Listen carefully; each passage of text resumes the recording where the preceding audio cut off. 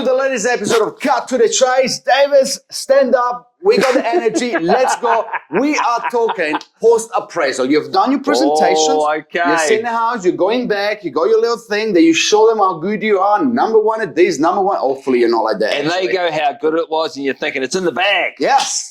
And then the morning after, you send them a little text message saying, hey, thank you so much, blah, blah, blah, blah, blah. And you leave it at that. You could be me, because that's me. And then you realize that you're missing listening because you're not giving it the effort that you were used to once upon a time. Yes. So now, a phone call, the day after, I do an appraisal, it's a must and it's a will, which I will not miss out doing. Oh, yeah, and you got to keep on sending through the stats that's happening. One of my best stories, Diego, and if you're in the neighborhood too, if you really want to go next level, you call, I was just in the neighborhood, had an appraisal here. Are you showing saying the day after you've done a listing presentation, you go and door knocker? Absolutely. Woo! And I can still remember the day. What are you going to say? I can still remember the day when I called past because I kind of knew I wasn't getting it. Yeah. And I called past, knocked on the door, and I can't remember his name. It was years ago, clearly.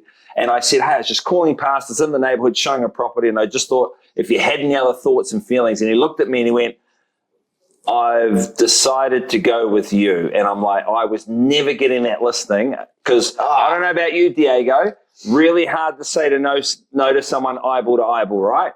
Correct. It's easier over the phone and it's real easy on an email.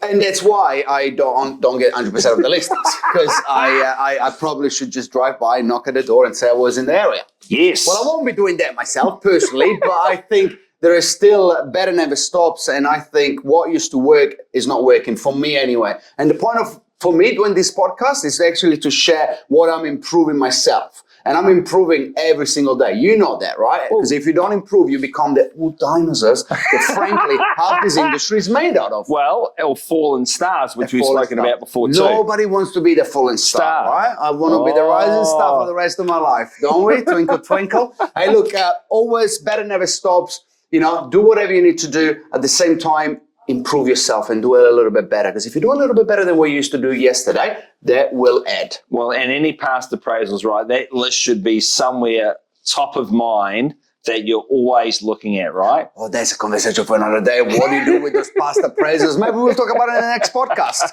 Cut to the chase.